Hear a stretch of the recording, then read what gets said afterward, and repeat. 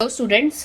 तो आज के इस वीडियो में हम जो अपनी एक्सरसाइज 4.2 जिसमें लास्ट क्वेश्चन बच रहा था हमारा क्वेश्चन नंबर 6 इसको कंप्लीट करेंगे।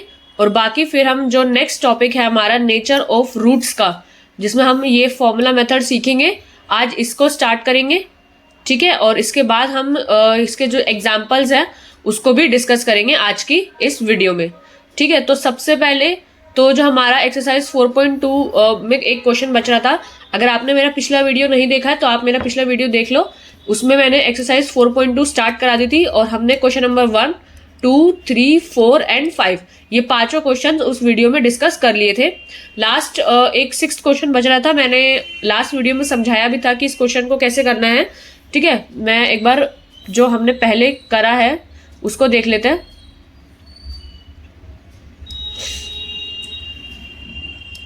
ये सारा हमने कल लास्ट वीडियो में करा था, जिसमें मैंने क्वेश्चन नंबर 1 के सारे पार्ट्स कराए थे, जिसमें हमें क्वेश्चन नंबर 1 में से फैक्टराइजेशन मेथड से आपको सॉल्व करने थे क्वेश्चंस को, तो वही था इसमें।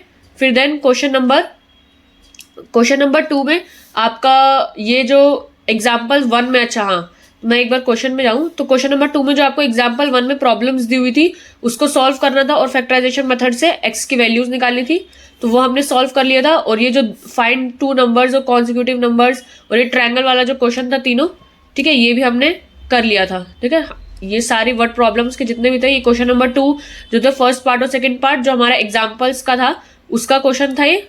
ठीक है, तो हमने ये कर लिया था। और क्वेश्चन नंबर 4 जो था हमारा कॉन्सिक्यूटिव नंबर्स का, जिसको आपको सम और प्रोडक्ट दिया हुआ था, ये उसका था। और बाकी जो ट्रायंगल वाला क्वेश्चन था जिसमें आपको यहाँ पर एक ये चीज लगानी थी, हाइपोटेन्यूज का, hypotenuse is equals to perpendicular का स्क्वायर प्लस बेस का स्क्वायर। ये आपको राइट एंगल थ्योरम की पाइथागोरस थ्योरम है। ठीक है, यहाँ पर ये पाइथागोरस थ्योरम पे ये क्वेश्चन था जो हमने कल सॉल्व किया था। ठीक है, तो ये सब तो हमने डिस्कस कर लिया था। लास्ट एक क्वेश्चन बच रहा था, अब उसको भी डिस्कस कर लेते हैं एक बार। ठीक है, तो यहाँ पर हम उसको क्वेश्चन नंबर 6 था हमारा, तो क्वेश्चन नंबर 6 एक बार रीड कर लेते हैं। बिल्कुल मैंने आपको बताया भी था कि एग्जाम्पल का क्वेश्चन है, एग्जाम्पल 1 का फर्स्ट पार्ट की तरह बिल्कुल सेम क्वेश्चन है। ठीक है, तो क्या था, a cottage industry produces a certain number of pottery articles in a day. कुछ आर्टिकल्स बनते हैं एक फैक्ट्री में, कॉटेज इंडस्ट्री में। ठीक है, so it was observed on a particular day that the cost of production of each article was 3 more than twice the number of articles produced on that day.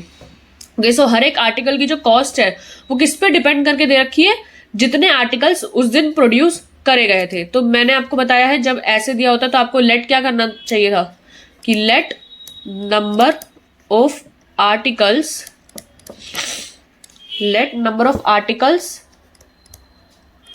Produced on that day, let number of articles produce on that day is x. कि मतलब मान लो कुछ x number of articles जो है एक दिन में बनाए गए, ये एक्स कुछ भी हो सकता है, 10, 20, मतलब 10 आर्टिकल बनाए, 20 आर्टिकल बनाए, तो 10 हम मान लेते हैं, लेट सपोज कि एक्स नंबर ऑफ आर्टिकल्स एक दिन में प्रोड्यूस किए गए। सो क्वेश्चन के अकॉर्डिंग कॉस्ट ऑफ प्रोडक्शन एक आर्टिकल की क्या दी हुई है, cost of production of each article, जो cost of production of each article की इज क्या बोला गया, 3 more than 3 ज्यादा है twice the number of articles, यानी जितना आर्टिकल्स एक दिन में प्रोड्यूस करे उसका तो डबल करना है और उस डबल में भी 3 ज्यादा। ठीक है, तो यानी cost of production of each article is इसका डबल 2x और उसमें भी 3 ज्यादा, तो ये आपकी कॉस्ट ऑफ प्रोडक्शन आ गई हर एक आर्टिकल की। ठीक है, अब आपको पता है कि आपको क्वेश्चन में क्या दिया हुआ है, if the total cost of production on that day, उस दिन अगर हम बात करें कि टोटल कॉस्ट ऑफ प्रोडक्शन जो है वो 90 रुपए है, तो आपको नंबर ऑफ आर्टिकल्स प्रोड्यूस उस दिन कितने हुए और कॉस्ट ऑफ ईच आर्टिकल निकालिए। अब आपको यहाँ पे क्वेश्चन में क्या दिया हुआ है, total cost of production of that day. ठीक है, जो टोटल कॉस्ट ऑफ प्रोडक्शन है उस दिन में वो दे रखी है आपको 90 रुपीज। ठीक है, so according to the question या हम ये लिख सकते हैं, so we know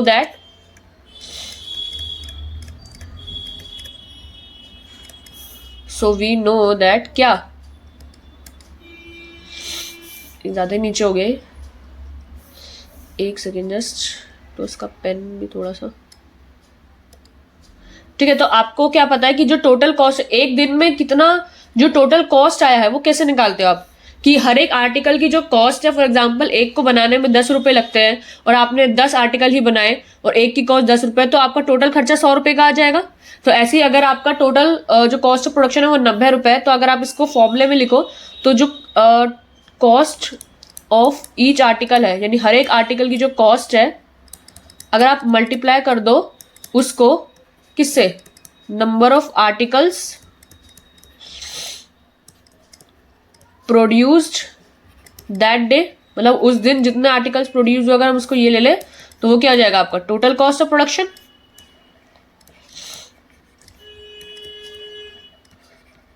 total cost of production, तो ये आपका टोटल कॉस्ट ऑफ प्रोडक्शन आ जाएगा, ठीक है। अब आपको जो कॉस्ट ऑफ ईच आर्टिकल दे रखा है और number of articles produce on that day तो आपका x है, और ये कॉस्ट ऑफ ईच आर्टिकल आपका 2x + 3 है, और ये आपका मल्टीप्लाई में x है, और ये आपको दे रखा है 90 रुपीज। अभी आपकी इक्वेशन की फॉर्म आ गई। अब आप इसको इक्वेशन में बना के और x की वैल्यू, जैसे फैक्टराइजेशन मेथड से आप निकालते हो उसको सॉल्व करते हैं, वैसे आप x की वैल्यू निकाल सकते हो। और जब आपकी x की वैल्यू हो जाएगी तो आपका जो ये cost of production of each article का, इसका आंसर भी आपका आ जाएगा आराम से, ठीक है। तो आप इसको करो सॉल्व, तो ये क्या हो जाएगा 2x² + 3x = 90।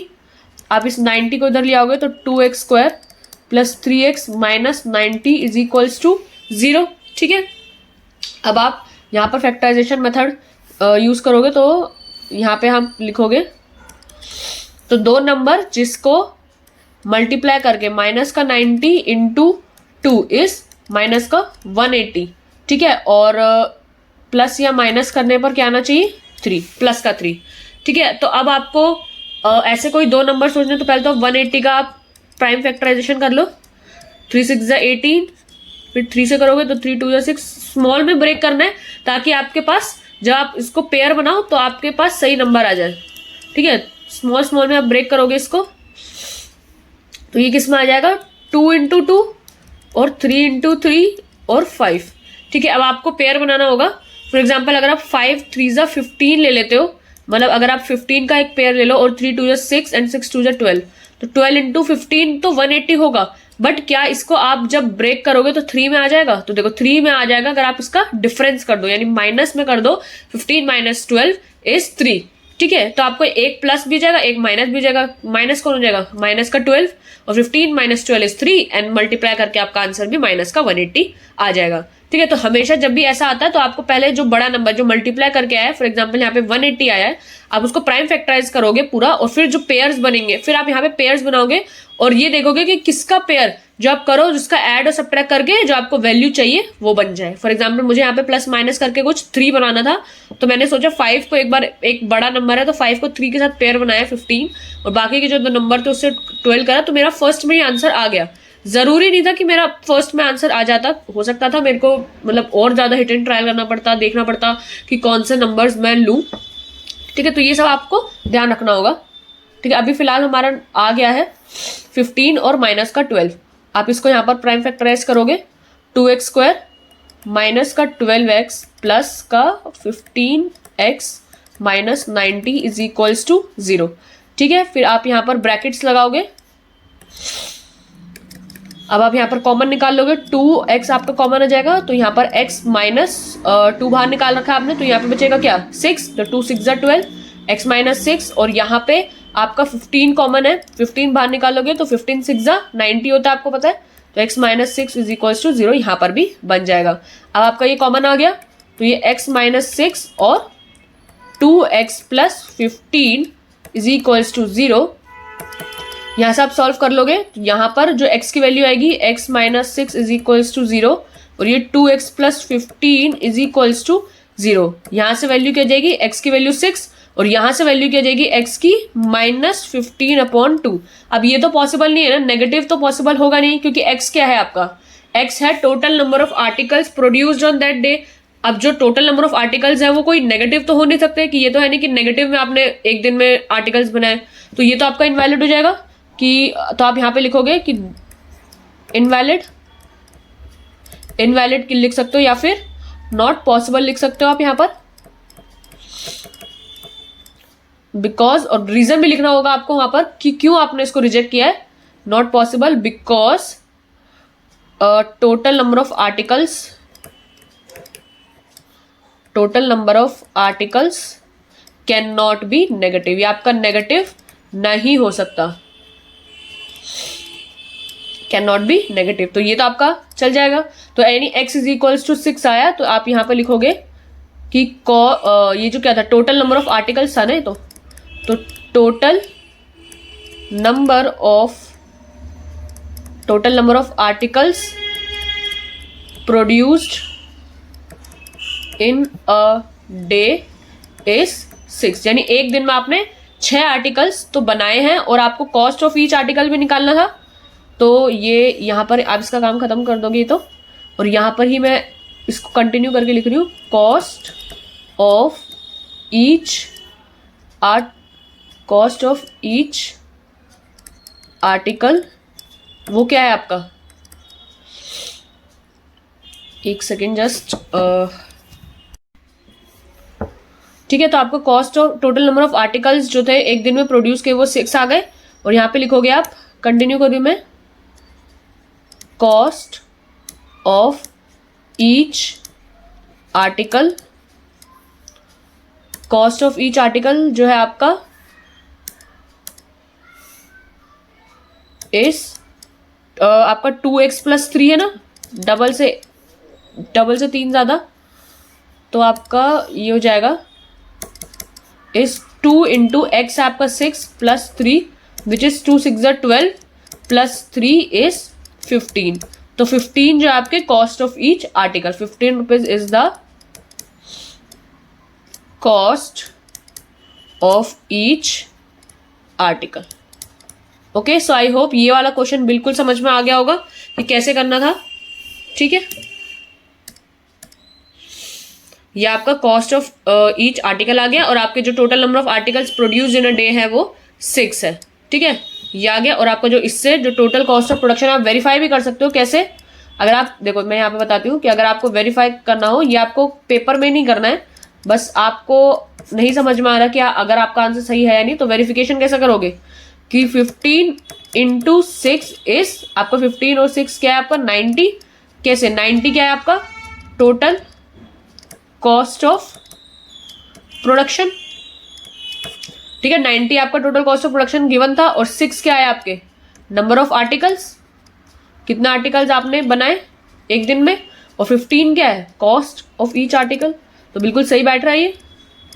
अगर मान लो मेरा 15 की जगह आंसर यहाँ पे 16 आया था, तो 16 × 6 तो 90 नहीं बैठता. तो मेरे को समझ में आया था कि 16 जो है मेरा आंसर गलत आ रहा है, तो यानी मैंने ही कुछ गड़बड़ करी है. ठीक है, बट अभी फिलहाल यहाँ पे 15 × 6 90 बिल्कुल सही बैठ रहा है, यानी आपका जो आंसर है वो एकदम सही है. ठीक है, तो मैंने आपको वेरिफिकेशन भी बता दिया कि वेरिफिकेशन अगर आपको कभी करना हो तो आपको जो क्वेश्चन में चीजें गिवन हो उसी से ही आप वेरीफाई करते हो कि जो आपने वैल्यूज निकाली है अगर आप उसी को पुट करोगे जो गिवन चीजें हैं, तो आपका जो आंसर है वो वही रहना चाहिए, सेम रहना चाहिए. आपकी जो गिवन की इंफॉर्मेशन है वो चेंज नहीं होनी चाहिए. ठीक है, तो सेटिस्फाई होनी चाहिए सारी चीजें. तो ये जो है यहाँ पर सेटिस्फाई कर रहा है. ठीक है, तो ये आपका सेटिस्फाई कर रहा है, तो यानी आपका आंसर बिल्कुल ठीक है. ठीक है, तो इसी के साथ हमारा जो ये वाला 6th क्वेश्चन था वो भी खत्म होता है. अब हम जो स्टार्ट करेंगे वो ये स्टार्ट करेंगे nature of roots.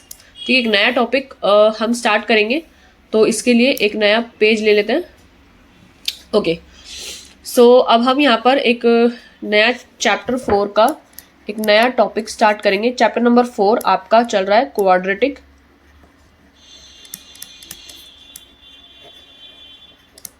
Quadratic equations का. ठीक है, और जो टॉपिक का नाम है हमारा नेचर ऑफ रूट्स को अब हम पढ़ेंगे कि ये टॉपिक क्या है.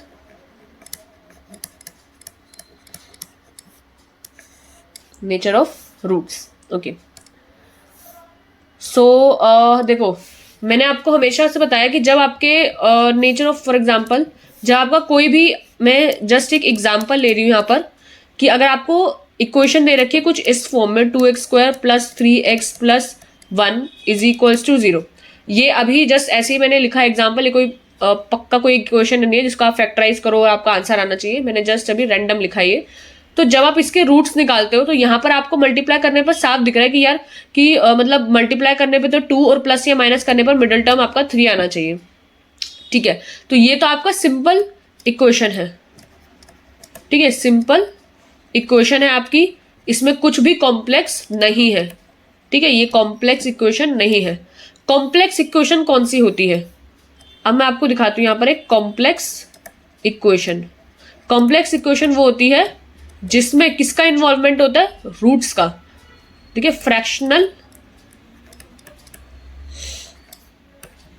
Powers are involved. आपके जब फ्रैक्शनल पावर्स इन्वॉल्व होती है ना, तब आपका जो इक्वेशन होता है वो काफी कॉम्प्लेक्स हो जाता है। फॉर एग्जाम्पल, एक एग्जाम्पल भी देती हूँ। अब ये भी एग्जाम्पल मैं एक रैंडम लिखूंगी, इसका कोई फैक्टराइज मत करना, मतलब तो आंसर पता नहीं आया ना है, बट मैं जस्ट एक रैंडम लिख रही हूँ। तो अगर मैंने लिखा √2x² plus 3√2x plus 7 is equals to 0। अब आप इसको अगर आप नॉर्मल फैक्टराइजेशन मेथड लगाओ तो मल्टीप्लाई करके 7√2 और प्लस या माइनस करके 3√2, तो ये इसको आप फैक्टराइजेशन मेथड से नहीं सॉल्व कर सकते। फैक्टराइजेशन मेथड यहां पर नहीं लगता है, यहां पर आपका लगता है फॉर्मूला। ठीक है, आप यहां पर फॉर्मूला लगाते हो, यहां पर आप मतलब फैक्टराइजेशन मेथड तो आप यहां पर लगाओगे ही लगाओगे, मतलब जो सिंपल वाला है उसमें तो आपका नॉर्मल फैक्टराइजेशन लग जाएगा क्योंकि आपको नंबर्स पता चल जाता है, और आप वैसे यहाँ पर फॉर्मूला भी लगा सकते हो, कोई मतलब गलत नहीं आएगा आपका आंसर। बट यहाँ पे फॉर्मूला लगता नहीं है क्योंकि आप यहाँ पे डायरेक्ट फैक्टराइज करते हो। फॉर्मूला आप यहाँ पर यूज करते हो जनरली, मतलब स्पेशली आप कॉम्प्लेक्स इक्वेशन में आप फॉर्मूला यूज करते हो और नॉर्मल सिंपल इक्वेशन में आप फैक्टराइजेशन मेथड को यूज करते हो। ठीक है, तो मैं अगर आपको यहाँ पर शॉर्ट में लिखूं, ठीक है, अगर मैं एक रेक्टेंगल बना लेती हूँ जिससे आपको ये समझ में रहे, क्या लिखूं मैं इसमें। अगर जो सिंपल मेथड है, सिंपल इक्वेशन है, अगर आपको सिंपल इक्वेशन दी हुई है तो आपको क्या यूज करना है, यूज फैक्टराइजेशन मेथड। आपको नॉर्मल फैक्टराइजेशन मेथड को यूज करना है, यूज फैक्टराइजेशन मेथड। और अगर आपको कॉम्प्लेक्स इक्वेशन दी हुई है, मैंने आपको बता दिया कॉम्प्लेक्स इक्वेशन कौन सी होती है, तो अगर आपको कॉम्प्लेक्स इक्वेशन दी हुई होती है तो आपको यूज करना होता है फॉर्मूला मेथड।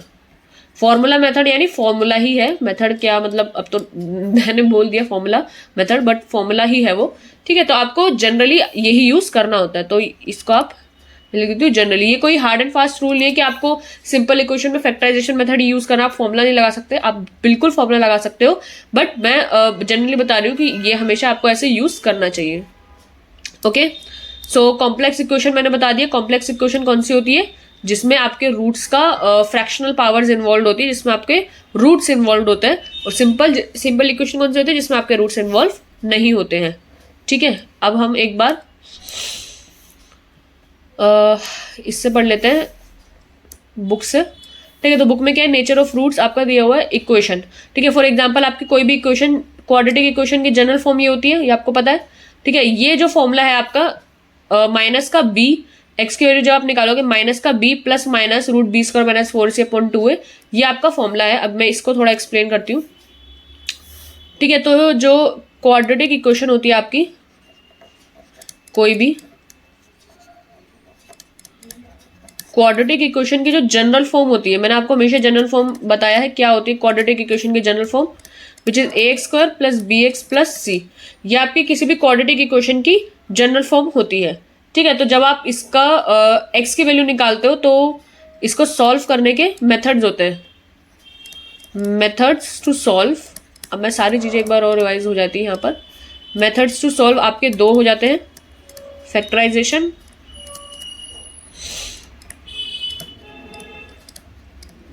और आपका फॉर्मूला।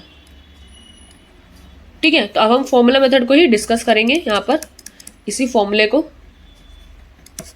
फॉर्मूला क्या है, जब भी आपको ये इक्वेशन दी हो, फॉर एग्जांपल आपको इक्वेशन दी है कोई भी ax² plus bx plus c, आप फॉर्मूले से कैसे निकालते हो उसमें, तो जो x की वैल्यू आती है वो माइनस का b क्या है, ये जो b है ना x का कोफिशिएंट bx, तो b जो है इसका x का ही कोफिशिएंट है, तो आप उसको लिखोगे माइनस का b plus minus root B square minus 4ac, A और सी भी यही वाले हैं, ठीक है। ये ए बी सी जो इस क्वाड्रेटिक इक्वेशन में होता है ना, A B C are real numbers, और आपका ए 0 के इक्वल नहीं होता कभी भी, आपको पता होगा, ठीक है। सो माइनस का बी प्लस माइनस रूट का B square minus 4ac upon में 2a, ठीक है। ये फॉर्मूला आपको याद रखना है, ये फॉर्मूला आपका मेन इंपॉर्टेंट फॉर्मूला है, ठीक है। तो ये थोड़ा सा ऊपर बन गया, ये रूट है अंदर, ठीक है। इसको या तो मैं कंट्रोल एक बार दोबारा बना देती हूँ, ये आपका फॉर्मूला है, ठीक है। इसको आपको बिल्कुल याद रखना है, x is equals to minus का b plus minus root B square minus 4ac upon 2a। A B C जो आपकी जो इक्वेशन है, जनरल इक्वेशन, उसी में से ही आपके आने हैं, ओके। सो यहाँ पर अब ये जो है, जैसे मैं अगर बताऊं कि, ठीक है, अगर मैं बताऊं कि ये जो है माइनस का root B square minus 4ac जो मैंने यहाँ पर हाईलाइट किया है, अब आप एक बार इसको समझना, ठीक है। माइनस का b plus minus root B square minus 4ac, एक मिनट, ये जो आपका है, तो ये root B square minus 4ac ये क्या होता है आपका, डिस्क्रिमिनेंट होता है, डिस्क्रिमिनेंट होता है, ये मैंने गलत लिख दिया, MI है ये, डिस्क्रिमिनेंट ऑफ क्वाड्रेटिक इक्वेशन,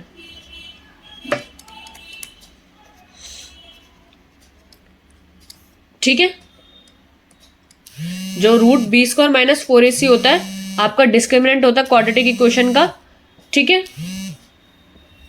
और ये क्या, इस डिस्क्रिमिनेंट का मतलब क्या होता है, ये आपका जज करता है, मतलब ये चेक करता है आपका, check the curve of the graph, मतलब आपका जो ग्राफ का कर्व होता है वो इस पर डिपेंड करता है आपका, ठीक है। रूट का बी स्क्वायर माइनस 4ac जो आपका डिस्क्रिमिनेंट होता है, ये आपके जो इक्वेशन का जो ग्राफ होता है ना, उसके कर्व पे डिपेंड करता है आपका। तो अभी आप इसको और डिटेल में पढ़ोगे, बाकी जो फॉर्मूला है ये सबसे ज़्यादा इंपॉर्टेंट है, आपको ये याद रहना चाहिए। जब भी आप क्वाड्रेटिक इक्वेशन लगाते थे ना, तो इसमें जब दो नंबर सोचते थे कि कौन से दो नंबर होंगे, जैसे मल्टीप्लाई करके कॉर्नर वाला टर्म बन जाए और प्लस या माइनस करके मिडिल टर्म बन जाए, आप वो ना करके ये फॉर्मूला भी लगाओगे। जैसे कोई भी इक्वेशन दी होती है फॉर एग्जाम्पल, ठीक है, थोड़ा यहाँ पर साइड में बता देती हूँ। फॉर एग्जाम्पल आपकी कोई इक्वेशन दी होती है कि 2x square plus 3x plus 5, तो आप जब आप इसमें फैक्टराइजेशन मेथड करते थे ना, आप डायरेक्ट यहाँ पर फॉर्मूला लगा सकते थे, माइनस का b क्या है, ये वाली टर्म मिडल टर्म, फिर माइनस का 3 आ जाता, प्लस माइनस b स्क्वायर यानी ये 3 का स्क्वायर माइनस 4ac यानी फर्स्ट वाली जो x स्क्वायर को कोफिशिएंट है वो, c क्या है आपका 5, ये सब पूरा रूट में चलता है, और अपॉन में 2a क्या है 2। अब आप इसको सॉल्व करोगे ना, तो आपके x की वैल्यू यहाँ पर 2 आती है। अब इसको हम पूरा तरीके से जो सॉल्व करेंगे वो आगे सीखेंगे, ठीक है। वैसे आपको इसको सॉल्व करते हो और आपकी x की 2 वैल्यूज यहाँ पर आ जाती है, ठीक है।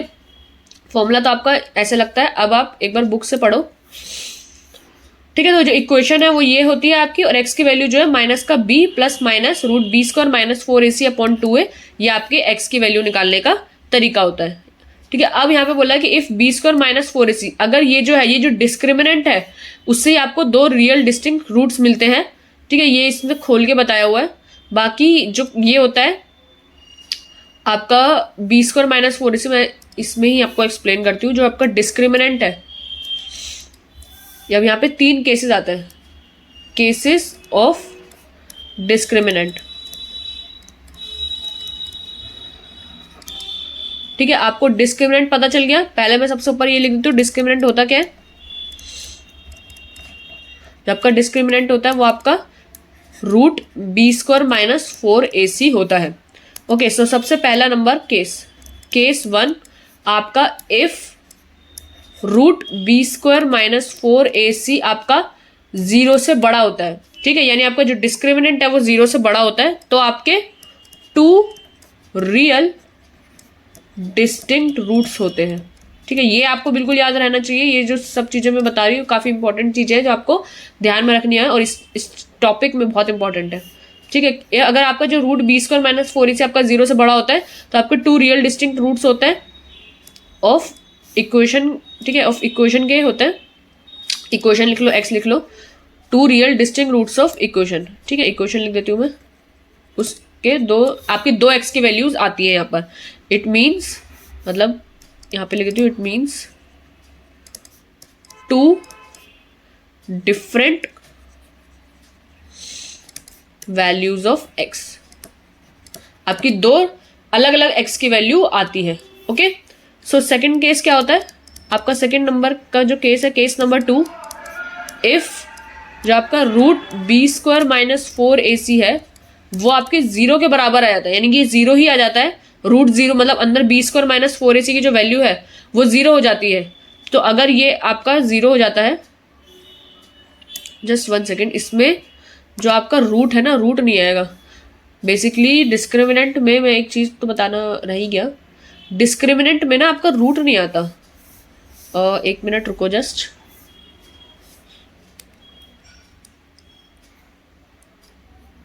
ठीक है, आपका जो रूट है ना वो डिस्क्रिमिनेंट में नहीं आता। यहाँ पे भी आपका रूट नहीं आएगा, यहाँ पे भी नहीं आएगा। ये एक मिस्टेक हो गई है बस, छोटी सी, थोड़ी सी। ठीक है, तो कभी भी एक चीज़ ध्यान में रखना, ये गड़बड़ हो जाती है, मेरे से भी खुद काफ़ी हो जाती है। तो ये जो आपका रूट माइनस का b plus minus root B square minus 4ac होता है ना, इसमें डिस्क्रिमिनेंट जो होता है ना वो सिर्फ अंदर का पार्ट होता है, बी स्क्वायर माइनस 4ac, सिर्फ ये, रूट नहीं होता। रूट जो है अगर आपको ये लिखते हो ना तो ये हो जाता है, अगर मैं इसको ऐसे लिखूँ, x is equals to minus का b plus minus root d। Discriminant में ना रूट नहीं आता, रूट आपका अलग ही काउंट होता है। तो आपका जो डिस्क्रिमिनेंट है वो बी स्क्वायर माइनस 4ac ही होता है। ठीक है, डिस्क्रिमिनेंट होता है क्वाड्रेटिक इक्वेशन का, और ये ही आपकी जो वैल्यू होती है। तो अगर बी स्क्वायर माइनस 4ac की वैल्यू 0 से बड़ी, बाकी बिल्कुल सेम है, बस वो एक मेरे को कंफ्यूजन हो गया था कि यहाँ पे रूट मैंने लगा रखा था, रूट नहीं आता आपका डिस्क्रिमिनेंट में। डिस्क्रिमिनेंट में सिर्फ बी स्क्वायर माइनस 4ac ही आता है।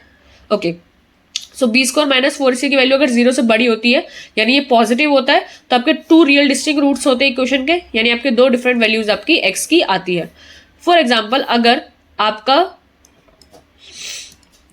बी स्क्वायर माइनस 4ac 0 के बराबर आ जाता है तो आपकी सिर्फ और सिर्फ एक वैल्यू आती है एक्स की।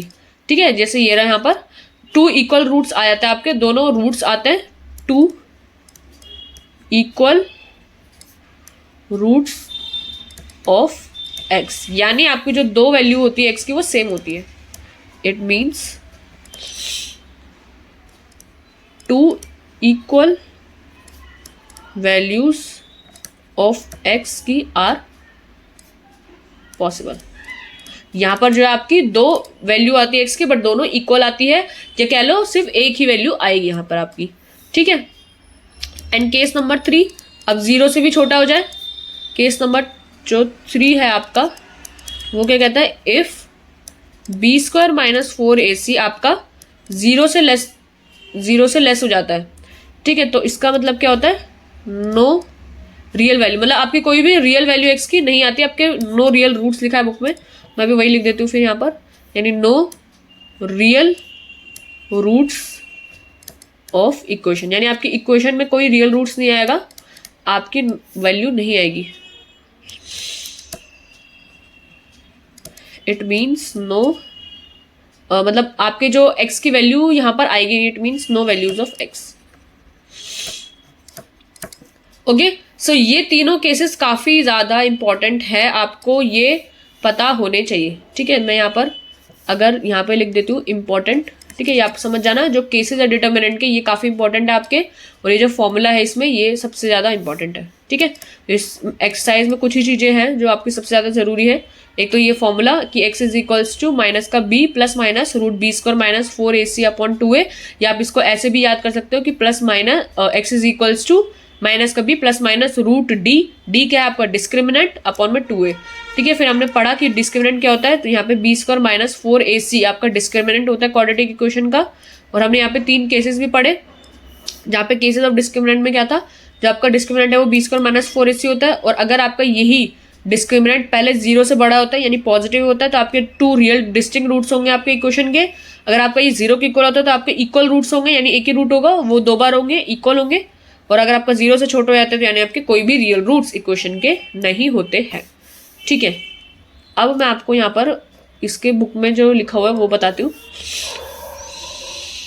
सो if b square minus 4ac is equals to 0 then x की वैल्यू जो होती है, हाँ जैसे हमारा जो सेकेंड नंबर केस है, केस 2, ठीक है, क्या बोला गया कि if b square minus 4ac is equals to 0 होता है तो आपकी जो एक्स की वैल्यू आएगी वो माइनस का b अपॉन 2a आती है। क्यों? क्योंकि एक्स की वैल्यू क्या होती है, माइनस का b plus minus root d, यानी आपका जो बी स्क्वायर माइनस 4ac वही अपॉन 2a। जब ये वैल्यू ही 0 हो जाएगी यानी रूट 0 इज 0, रूट 0 0 होता है तो आपकी एक्स की वैल्यू क्या बची, माइनस का b प्लस माइनस रूट 0 यानी 0। तो आपको वो लिखो ना लिखो मतलब नहीं बनता, तो x is equals to minus का b अपॉन 2a। ये आपकी वैल्यू आती है जब आपका बी स्क्वायर माइनस 4ac 0 होता है। ठीक है, तो x की वैल्यू यहाँ पर लिखी हुई है माइनस का b upon 2a। Okay, so the roots of the equation when this is equals to 0 are both minus का b अपॉन 2a। तो ये भी आपको याद रखना है। और बाकी therefore we say that the quadratic equation 0 has two equal roots होता है। इस केस में हमने पढ़ ही लिया। अगर 0 से ये छोटा होता है तो यानी अगर ये नेगेटिव में जाता है, 0 से छोटा तो नेगेटिव, तो no real numbers whose b square minus 4ac, तो therefore no real roots of x। अब इसमें कोई रियल रूट नहीं आते। ये आपका केस 3 इसको इन्होंने एक्सप्लेन कर दिया। आपका ऊपर केस 2 और यहाँ पर जो है आपका केस नंबर 1 है। ठीक है, case number 1, case number 2 and case number 3 आपका यहाँ पर आ जाता है। सो यहाँ पर अगर और हम पढ़े तो since B square minus 4ac जो है आपका डिटरमाइन करते हैं कि जो क्वाड्रेटिक इक्वेशन है उसके रियल रूट्स होंगे या नहीं, तो इसलिए इसको हम डिस्क्रिमिनेंट भी क्वाड्रेटिक इक्वेशन का कहते हैं। तो ये आपका क्या आ जाता है, डिस्क्रिमिनेंट आ जाता है। So quadratic equation this has 2 distinct real roots, 2 equal real roots या नो रियल रूट्स आपका होता है। ठीक है, तो आई होप ये क्लियर हो गया होगा। ओके, सो ये सब हमने पढ़ ही लिया है। ठीक है, तो यहाँ पे क्या आ गया, so quadratic equation this has 2 distinct real roots. अगर आपके ये जो बी स्क्वायर माइनस 4ac यानी ये जो डिस्क्रिमिनेंट है इसको आप क्या लिखते हो, डिस्क्रिमिनेंट। अगर आपका जो डिस्क्रिमिनेंट है बी स्क्वायर माइनस 4ac ये 0 से बड़ा आता है, अगर ये पॉजिटिव होता है तो आपके डिस्टिंक्ट रियल रूट्स होंगे। अगर आपका 0 के इक्वल आता है तो आपके इक्वल रूट्स होंगे, और आपका 0 से लेस आता है तो आपके कोई भी रियल रूट्स नहीं होगा, यानी आपका ये नेगेटिव में आया हुआ है इसलिए। ठीक है, तो ये हो गया। आपके कुछ एग्जाम्पल्स आ जाते हैं, तो एग्जाम्पल्स को करते हैं और फिर आपको और भी अच्छे से ये क्लियर हो जाएगा। So example number 7। ठीक है, अब हम यहाँ पर एग्जाम्पल्स कर लेते हैं। सो एग्जाम्पल 7 मैं आपको करा रही हूँ। सो क्या बोला, find the discriminant of the quadratic equation this and hence find the nature of its roots. Nature of its root, nature का मतलब क्या है, यही आपको बताना है कि आपका ये रियल रूट्स है या रियल रूट्स नहीं है। ठीक है, कैसा है बस वही बताना है आपको। ठीक है, जैसे इसमें नो रियल रूट्स यानी आपका नहीं आ रहा, तो वही सब हम देखेंगे कि क्यों नहीं आ रहा। तो पहले 2x square minus 4x plus 3 is equals to 0 दिया हुआ है। तो आपको क्या दिया हुआ, 2x square minus 4x plus 3 is equals to 0। ठीक है, आपको इसका सिर्फ और सिर्फ डिस्क्रिमिनेंट ही फाइंड करना है। Find the discriminant of the quadratic equation. So आपको इसका डिस्क्रिमिनेंट फाइंड करना है। तो आपको पता है डिस्क्रिमिनेंट क्या होता है, जो आपका डिस्क्रिमिनेंट है वो आपका होता है b square minus 4ac। B square minus 4ac किससे ड्राइव करे हुए हैं आपके, जो आपके क्वाड्रेटिक इक्वेशन की जनरल फॉर्म है which is ax square plus bx plus bx plus c is equal to 0, उससे आपका क्वाड्रेटिक इक्वेशन ये ड्राइव करे होते हैं। ओके, सो हम यहाँ पर डिस्क्रिमिनेंट लिख लेंगे। तो बी स्क्वायर क्या है, बी इज दिस माइनस का 4, तो माइनस का 4 का स्क्वायर माइनस 4ac, a आपका ये 2 और c आपका ये 3, ये आपका यहाँ पर 3 आ जाएगा। ठीक है, अब आप इसको सॉल्व करो। माइनस का 4 का होल स्क्वायर क्या हो जाएगा, 4 4 जा 16 एंड ये 4 2 जा 8 एंड 8 3 जा 24। तो 16 माइनस 24 इज माइनस का 8 विच इज लेस देन 0। तो आपको पता है जब ये नेगेटिव आता है यानी ये डिस्क्रिमिनेंट लेस देन 0 आता है तो यानी इसका कोई रियल रूट्स नहीं होता। So we can say that जो बी स्क्वायर माइनस 4ac है वो आपका 0 से छोटा है, तो that means it has no real roots, it has no real roots, यानी इसके जो रूट्स होंगे वो रियल नहीं होंगे। ओके, सो आई होप ये क्लियर हो गया होगा। ठीक है, एंड नेक्स्ट एग्जाम्पल देखो क्या दिया हुआ है। A pole has to be erected at a point on the boundary of a circular park. Erected मतलब सीधा खड़ा करना, तो एक पोल को खड़ा करना एट द पॉइंट किस पे, on the boundary of a circular park में, जिसका डायमीटर दे रखा है, सर्कुलर पार्क है यानी ये एक सर्कुलर पार्क है, इसका डायमीटर 13 मीटर्स का दे रखा है, यानी ये जो है आपको कुछ फिगर में इन्होंने बनाया हुआ, तो ये 13 मीटर का दे रखा है। In such a way that the difference of its distance from two diametrically opposite fixed gates A and B on the boundary is 7 metre. ठीक है, तो यानी आपका जो क्या बोला है, in such a way that the difference of its distance, distance का डिफरेंस, कौन सा distance, distance from two diametrically opposite fixed gate A and B on the boundary, यानी ये ए गेट दे रखा है और ये बी गेट दे रखा है। ठीक है, ये तो इन दोनों का जो डिफरेंस दिया रखा है आपको वो 7 मीटर्स का कुछ दिया हुआ है। ठीक है, तो यानी आपका जो डिस्टेंस है आपको डिफरेंस दिया हुआ है, यानी एक डिस्टेंस नहीं आपको डिफरेंस दिया हुआ है, और डिस्टेंस फ्रॉम ये दोनों गेट से, यानी ए का डिस्टेंस इससे एपी का, और ये जो बी का गेट है इसका डिस्टेंस इससे, तो यानी आपको एपी माइनस बीपी आपका कुछ 7 दे रखा है। ठीक है, so is it possible to do so. अच्छा, क्या आप ऐसा कुछ बना सकते हो, if yes at what distance पे दोनों गेट्स है उन पोल्स को इरेक्ट करना चाहिए। ठीक है, तो ये आपको सबको डायग्राम, तो यहाँ पहले डायग्राम बनाया हुआ है कि आपका जो एक सर्कुलर पार्क होगा फॉर एग्जाम्पल, और आपकी ये जो दोनों गेट होंगे, क्योंकि डायमीटर जो आपका 13 दे रखा है कुछ सिंपल सा, और जो डिफरेंस है दोनों डिस्टेंस का फ्रॉम इन दोनों गेट से वो आपका 7 दे रखा है, तो एपी माइनस बीपी आपका 7 दे रखा है, या फिर आप कह सकते हो बीपी माइनस एपीबी, क्योंकि आपको ये नहीं बताया हो कौन सा डिस्टेंस बड़ा है, तो एपी माइनस बीपी भी हो सकता है या बीपी माइनस एपीबी हो सकता है। ये दोनों का डिफरेंस आपका 7 दिया हुआ है और ये डिस्टेंस आपको 13 दिया हुआ है। अब आपको पता है ये राइट एंगल है, इसमें आप पाइथागोरस थ्योरम आराम से लगा सकते हो। ठीक है, पाइथागोरस थ्योरम आप लगा सकते हो। मैं आपको ये यहाँ पर ही क्वेश्चन को करके दिखाती हूँ, मैं डायग्राम नहीं बना रही हूँ क्योंकि डायग्राम आपकी बुक में बना हुआ है। ठीक है, एग्जाम्पल नंबर आपका 8 जो है वो देखो, चलो डायग्राम बना ही देती हूँ, बट पार्क बनाने की वैसे ज़रूरत थी नहीं। आपका ये ना ये डायग्राम ज़रा थोड़ा ठीक ऐसा कुछ बनेगा। अभी बिना स्केल के बना रही हूँ तो थोड़ा सा लाइन इसकी अलग बन रही है, बाकी आप डायग्राम छोड़ो। अब मैं आपको एक वही राइट एंगल ट्रायंगल ही बना देती हूँ, वो भी अच्छा सा नहीं बना। एक सेकेंड रुको जस्ट।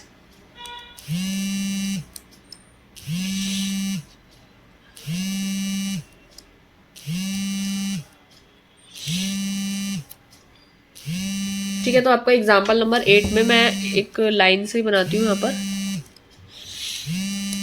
आप लोग तो स्केल से ही बनाओगे वहाँ पर।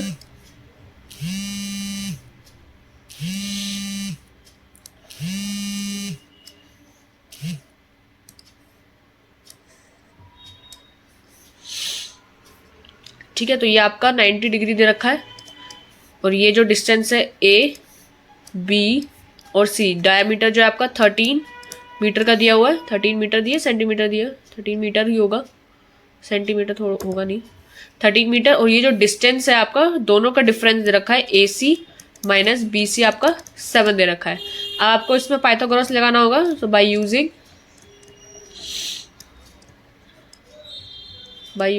ये पाइथागोरस की स्पेलिंग गलत हो गई, बाय यूजिंग पाइथागोरस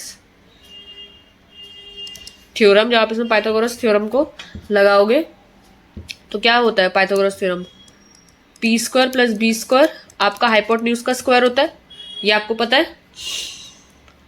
अब आपका जो ये डिफरेंस है ए सी माइनस बी सी 7 दे रखा है, तो अगर हम एक की वैल्यू यहाँ से निकाल लें तो ए सी की वैल्यू क्या आ जाएगी, बी सी प्लस 7। आप ए सी को बी सी प्लस 7 लिख सकते हो, और अगर मैं बी सी को एक्स ले लूँ, कुछ एक्स टर्म्स ले लूँ, तो आपका ए सी क्या हो जाएगा, एक्स प्लस 7। ठीक है, तो आपका जो ये परपेंडिकुलर है विच इज़ ए सी, तो आपका perpendicular A C is x plus 7 का होल स्क्वायर, बी है आपका एक्स है ही, हाइपोटेन्यूज का स्क्वायर आपका 13 का स्क्वायर चल ही रहा है, ठीक है। इसका आप खोल लोगे तो a square plus b square plus 2ab plus 2ab मतलब 2 7 14x plus x square is equals to 13 का स्क्वायर इज 169। आप इसको सॉल्व करोगे तो 2x square plus 14x plus 49 is equals to 169 आपको दिया हुआ है, ठीक है। सो इसको और सॉल्व करोगे तो 2x square plus 14x minus का ये 169 माइनस 49 करोगे तो ये कितना हो जाएगा, 9 में से 9 गया 0 एंड 6 में से 4 गया 2, इस 120 इज इक्वल्स टू 0 आ जाएगा।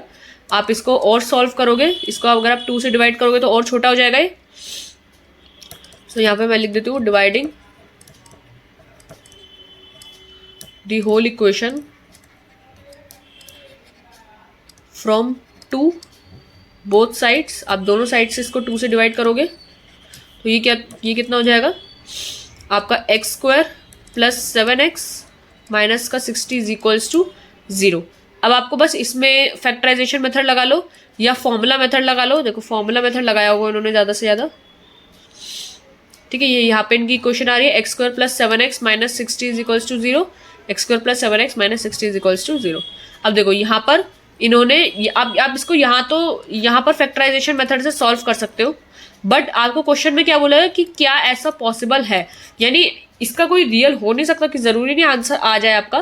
तो जब आप चेक करते हो कि इसका आंसर आएगा नहीं आएगा तो आप पहले डिस्क्रिमिनेंट पे चेक करते हो कि आपका जो डिस्क्रिमिनेंट है यानी बी स्क्वायर माइनस 4ac है वो या तो पॉजिटिव आ जाए या कम से कम 0 के इक्वल आ जाए, ठीक है। अगर ये 0 से भी छोटा आ गया, मतलब अगर ये 0 से छोटा आ जाता है यानी ये नेगेटिव आ जाता है, तो यानी ये जो वैल्यू है ये पॉसिबल नहीं है, यानी ये जो पार्क जैसे इन्होंने डायग्राम बनाया हुआ है ऐसा पॉसिबल नहीं है, ठीक है। तो आप सबसे पहले यहाँ पर इसका नेचर चेक करोगे। ओके, सो यहाँ पर हम चेक करेंगे। सो जो आपका डिस्क्रिमिनेंट है बी स्क्वायर माइनस 4ac अगर आप निकालो यहाँ पर विच इज 7 का स्क्वायर, ये आपका b है तो बी स्क्वायर माइनस 4, a है आपका 1 एंड c है आपका माइनस का 60 विच इज 7 7 49 एंड ये माइनस माइनस प्लस हो जाएगा तो 4 1 4 एंड 4 6 24 240।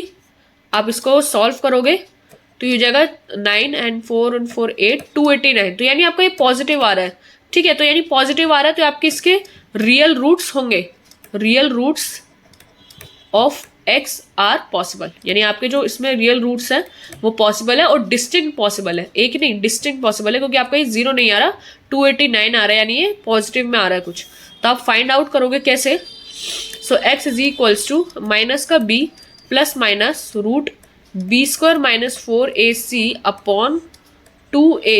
जब फॉर्मूला पे आप इसको डालोगे तो माइनस का बी क्या था आपका 7, तो माइनस का 7 plus minus root B square minus 4ac आपने निकाल रखा है विच इज 289 आया आपका आंसर, अपॉन में 2a जो आपका a है यानी वो तो 1 है तो 2 का 2 मैंने लिख दिया यहाँ पर, ठीक है। तो आपका माइनस का 7, अब ये प्लस और माइनस तो यानी एक तो प्लस 289 है अपॉन में 2 एंड और एक क्या है माइनस का 7 माइनस का रूट 289 अपॉन 2 है। अब 289 किसका स्क्वायर रूट है वो आपको पता होना चाहिए, ठीक है। तो ये जो आपका 289 है वो 17 का स्क्वायर होता है, ठीक है। तो 17 का स्क्वायर जो होता है वो 289 होता है, ठीक है।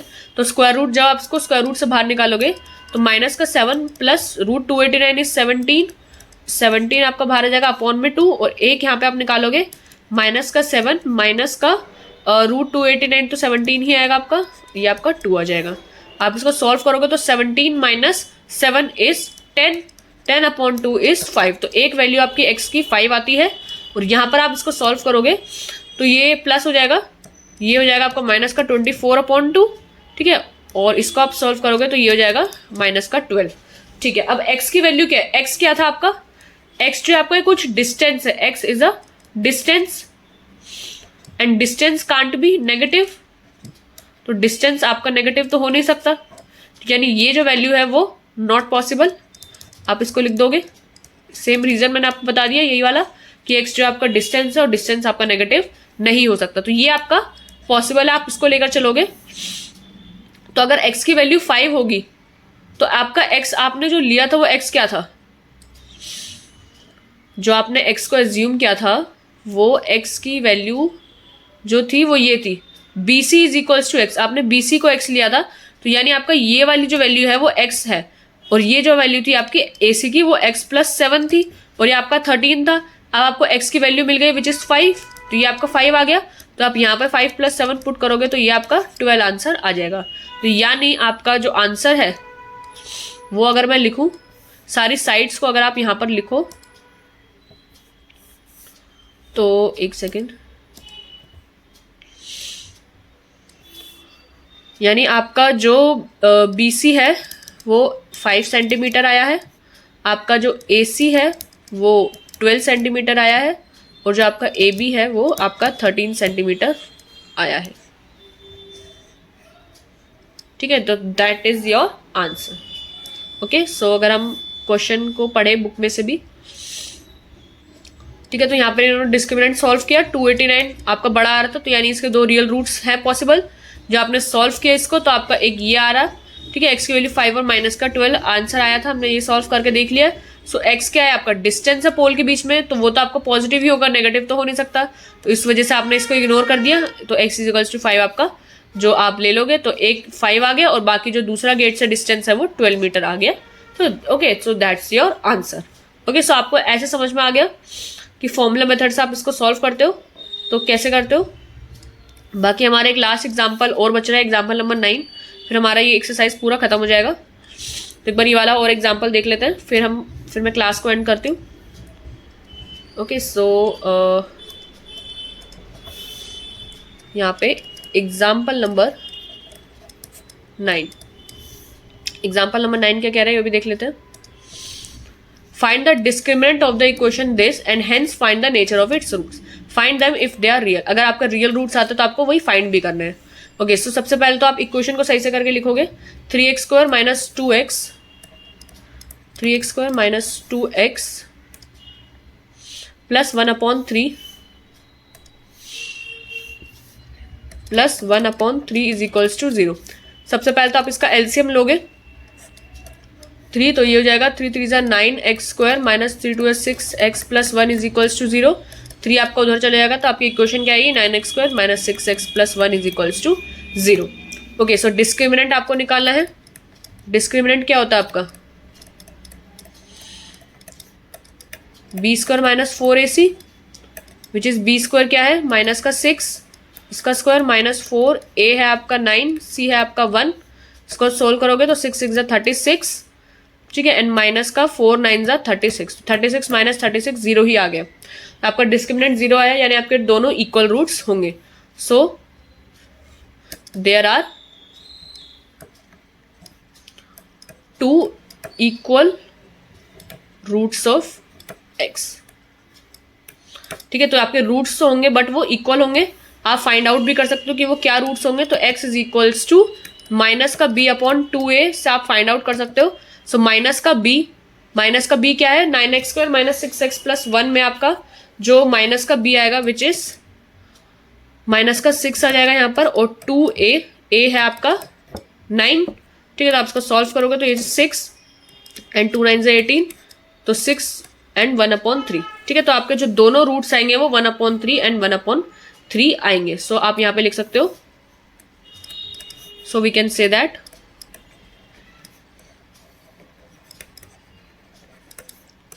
One upon three and 1/3 are 2 real and equal roots of x of this quadratic equation. लिख लो, of this quadratic equation. Okay, so 1/3 and 1/3 are the answer for this question. ठीक है, a आपका 3 है यहाँ पर, b आपका ये, c आपका ये। मैंने इसको सॉल्व करके एक एलसीएम करके एक इक्वेशन फॉर्म कर ली थी, इन्होंने फ्रैक्शन लिया। मैंने हमेशा आपको बोला है कि आपको फ्रैक्शंस को अवॉइड करना होता है। फ्रैक्शंस में अगर आप क्वेश्चन सॉल्व करोगे ना तो आपके ज़्यादा चांसेस है उसमें गड़बड़ होने के। ठीक है, तो मैंने फ्रैक्शन को हटा लिया था यहाँ से, इन्होंने फ्रैक्शन रखा है। डिस्क्रिमिनेंट सॉल्व करके निकाला तो आपका यहाँ पर डिस्क्रिमिनेंट 0 आ रहा था, जैसे कि हमारा भी 0 आ रहा था। तो जो आपके जो क्वाड्रेटिक इक्वेशन थे ये आपका डिस्क्रिमिनेंट का आंसर आ गया, ये आपका नेचर आ गया कि आपके जो रूट्स का नेचर कैसा होगा वो, ठीक है। और ये आपके रूट्स उन्होंने निकाल दिए, विच इज माइनस का b/2a एंड माइनस का b/2a विच इज 1/3, ठीक है। सो ये ऐसे आपका आंसर आ गया था। सो इस वीडियो में हम इतना ही रखेंगे, बाकी नेक्स्ट एक्सरसाइज में नेक्स्ट वीडियो में हम एक्सरसाइज 4.3 को डिस्कस करेंगे। एक्सरसाइज 4.3 में भी इसी टाइप के क्वेश्चंस हैं आपके। अगर मैं डिस्कस मतलब अगर आप घर से करना चाहो तो मैं आपको थोड़ा बहुत आइडिया दे देती हूँ क्या क्या है इस क्वेश्चंस में, इस एक्सरसाइज में। Find the nature of the roots, nature आपको बताना, मैंने आपको बताया हुआ नेचर आपको क्या बताना होता है of the following quadratic equations का, and if the real roots होते हैं आपके तो आपको उनको फाइंड भी करना है, ठीक है। तो आपके तीनों पार्ट्स आपके हो जाएंगे।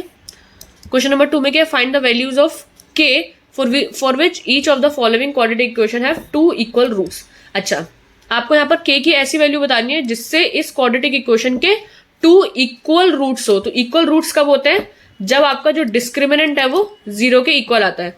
तो बस आपको यहाँ पर भी जो इसका d है, यानी आपको जो b² - 4ac k की टर्म्स में आएगा उसको 0 पुट कर देना, तो यहाँ से आपकी k की वैल्यू आ जाएगी। ओके, सो क्वेश्चन नंबर 3 में क्या है, is it possible to design a rectangular mango grove whose length is twice its breadth and the area is this. Length and breadth find करनी है, रेक्टेंगुलर है तो आपको पता है रेक्टेंगल में जो एरिया होता है वो क्या होता है, लेंथ इंटू ब्रेथ। आपका ये क्वेश्चन इससे हो जाएगा, ठीक है। क्वेश्चन नंबर 4 में क्या है, is the following situation possible, कि इफ सो अगर सिचुएशन पॉसिबल होती है तो डिटरमाइन देयर प्रेजेंट एजेस भी निकालने हैं। Okay, sum of the age of 2 friend is 20 years, 4 years ago the product of their age is in years was 48। तो ये आपको फाइंड आउट करना है।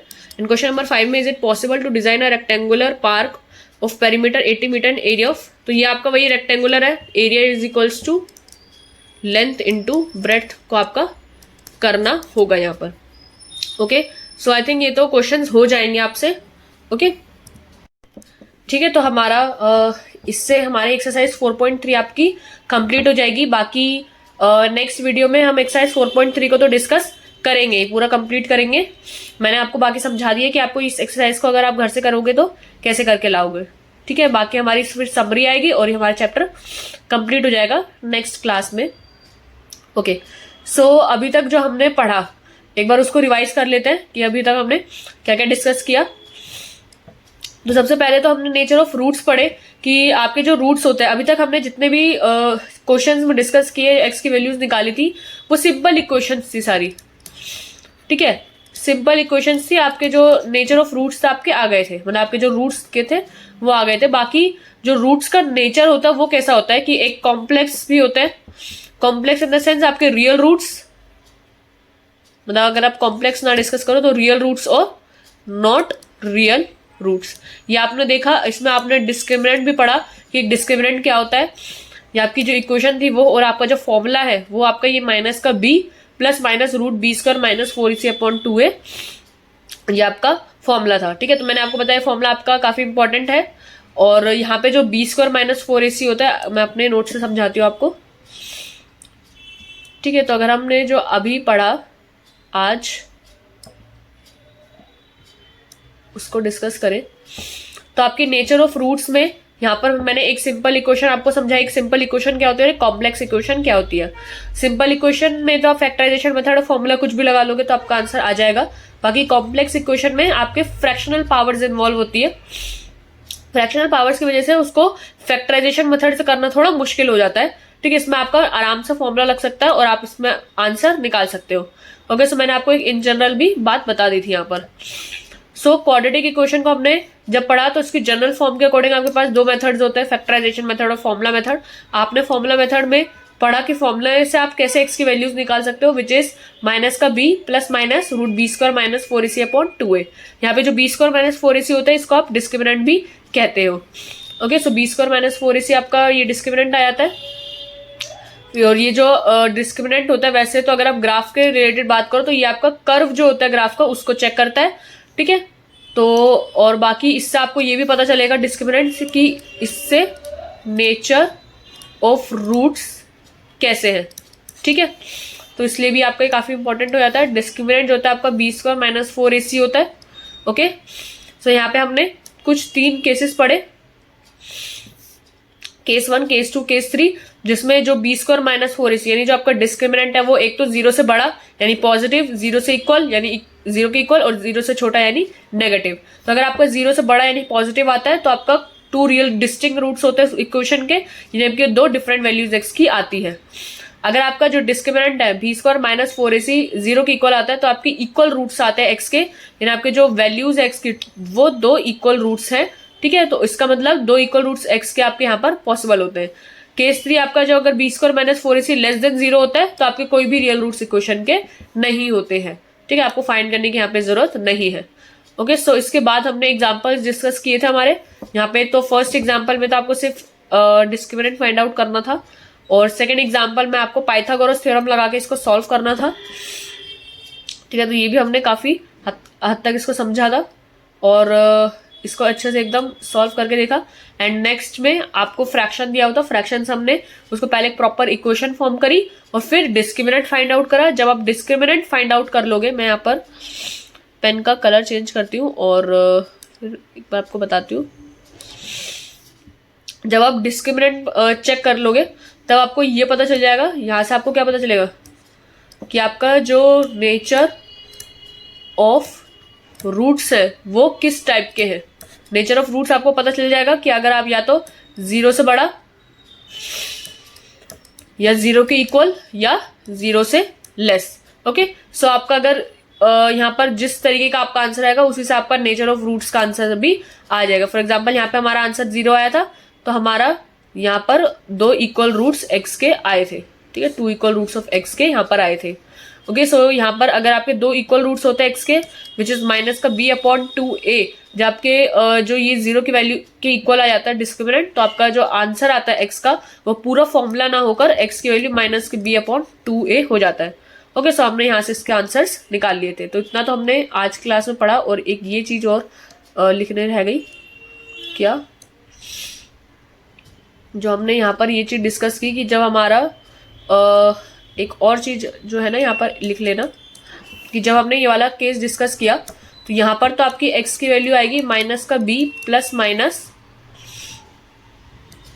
का b, एक मिनट थोड़ा ये वन नोट भी ढंग से नहीं चल रहा, माइनस का b plus minus root B square minus 4ac upon 2a। यहाँ पर तो आपका आंसर ये हो जाता है, लेकिन जब आपका जो ये है 0 के इक्वल आता है, ठीक है, तो जब आपका ये बी स्क्वायर माइनस 4ac 0 के इक्वल आ जाता है तो आपकी x की वैल्यू होती है माइनस का b/2a। ठीक है, यहाँ पे दोनों में आपका माइनस का b/2a 2 वैल्यूज यहाँ पर आ जाती है। और ये क्या होता है, जब आपका डिस्क्रिमिनेंट 0 से नेगेटिव हो जाता है तो आपकी यहाँ पर x की कोई वैल्यू नहीं आती है, x की no values of x are possible. Okay, तो यहाँ पर तो ये इसका आंसर होता है। ओके, सो हमने आज यही डिस्कस किया था, एक बार बुक में भी देख लेते हैं। ठीक है, हमने ये चीज डिस्कस कर ली थी, और बाकी माइनस का b/2a ये सब हमने डिस्कस कर लिया। थोड़ा पेज जो है मेसी हो गया है समझा के यहाँ पर, और हमने ये सब चीज डिस्कस करी थी। ओके, सो हमारा ये सब तो कंप्लीट होता है। 4.3 मैंने आपको समझा दी। समरी जो है हम एकदम एंड में डिस्कस करेंगे जब सब चीज कंप्लीट हो जाएगी। अब इससे पहले देखो, आगे बढ़ने से पहले हमेशा आपको पीछे का रिवाइज रखना चाहिए। जो जो आपने पीछे पढ़ा वो सब आपको रिवाइज होना चाहिए। अभी तक हमने यहाँ पर फैक्टराइजेशन मेथड जो है वो पूरा कंप्लीट कर लिया है, मतलब एक्सरसाइज ही रह रही है अब तो, मतलब एक्सरसाइज तो हो ही गई। 4.2 फैक्टराइजेशन मेथड पूरा कंप्लीट कर लिया, ये आपको पता होना चाहिए। और जो हमने इक्वेशंस कैसे फॉर्म करते हैं वो सब आपको इसमें पता होना चाहिए। सो क्वाड्रेटिक इक्वेशंस में सिर्फ यही बच रहा है, और बाकी एक्सरसाइज 4.3 बच रही है। ठीक है, यहाँ पे तो मैंने आपको बता दिया नेचर ऑफ रूट्स और द फॉलोइंग क्वाड्रेटिक इक्वेशंस के क्या है, and if the real roots exist उनको आपको फाइंड आउट करना होगा। तो अगर मैं इसको थोड़ा सा और एक्सप्लेन करूं यहाँ पर, तो आपको सबसे पहले यहाँ पर डिस्क्रिमिनेंट फाइंड आउट करना है। ठीक है, जब आप डिस्क्रिमिनेंट फाइंड आउट करोगे तब आपको इसका यहाँ पर नेचर पता चल जाएगा। ठीक है, जब आपका डिस्क्रिमिनेंट हो गया, नेचर हो गया, तो आपका अगर रियल होगा तो आपको इसको फॉर्मूले से निकालना होगा। ठीक है, ये आपका लग जाएगा। ओके, सो और ये तीनों पार्ट इसमें हो जाएंगे, जिसमें एक रूट वाला पार्ट है, ये काफी इंपॉर्टेंट हो जाएगा। अगर ऐसा है तो इसमें कुछ ना कुछ अलग होगा। और यहाँ पर तो मैंने आपको बता ही दिया था कि सो दैट अगर दो इक्वल रूट्स होते हैं तो आपका डिस्क्रिमिनेंट 0 के इक्वल होगा, तो यानी आपका b² माइनस 4ac का आपको 0 के इक्वल रखना होगा, जिससे आपका यहाँ पर k की वैल्यू जो है आ जाएगी।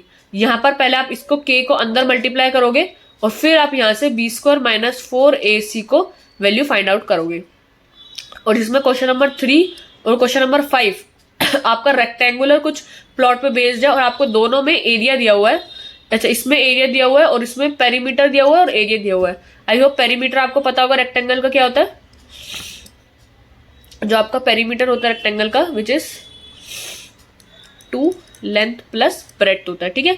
इसको आप लगाओगे आपका आ जाएगा, और एरिया जो होता है रेक्टेंगल का वो लेंथ इंटू ब्रेड्थ होता है, ठीक है। तो आप इसको लगा के फाइंड आउट करोगे तो आपका आंसर आ जाएगा। और ये जो है नेक्स्ट क्वेश्चन आपका एजेस वाला क्वेश्चन है, ठीक है। यहाँ पे sum of the age of 2 friend, तो sum of the age 2 friend की 20 ईयर्स दे रखी है। अगर आप एक को x ले लोगे तो दूसरे को 20 माइनस x लोगे, नया वेरिएबल इंट्रोड्यूस नहीं करोगे, ठीक है। तो सम आज आपको दे रखे हो, अगर एक x तो दूसरा 20 माइनस x। 4 ईयर्स एगो में क्या हो जाएगा, x माइनस 4 और 20 minus x minus 4 which is 16 minus x। इन दोनों का जो प्रोडक्ट है वो 48 है, तो यानी x माइनस 4 और 16 माइनस x का जो प्रोडक्ट है वो 48। अब आपको उसको सॉल्व करना है, इसमें इक्वेशन बनेगी। जब इक्वेशन बनेगी आपको नेचर वही डिस्क्रिमिनेंट फाइंड आउट करना है, नेचर फाइंड आउट करना है। जब आपको पता चल जाएगा कि अगर इसका जो डिस्क्रिमिनेंट है वो 0 से लेस हो जाता है तो ये जो सिचुएशन है वो पॉसिबल नहीं होगी। तो अगर आपका डिस्क्रिमिनेंट 0 से बड़ा होता है तो सिचुएशन पॉसिबल है, और डिस्क्रिमिनेंट 0 के इक्वल आता है तो भी आपकी सिचुएशन पॉसिबल होती है, ठीक है। बस एक ही केस है जब आपका डिस्क्रिमिनेंट लेस देन 0 आएगा तो आपकी सिचुएशन पॉसिबल नहीं होगी।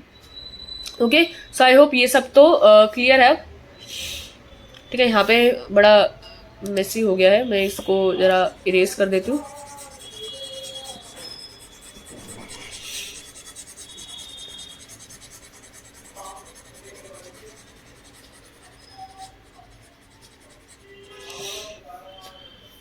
ठीक है, तो ये हो गया है। वैसे तो आपकी क्लास मैं ओवर कर देती हूँ, बाकी आपको कल जो है सब कुछ रिवाइज करके आना होगा और फिर हम एक्सरसाइज 4.3 को स्टार्ट करेंगे। Okay, so now I am ending the video. Okay.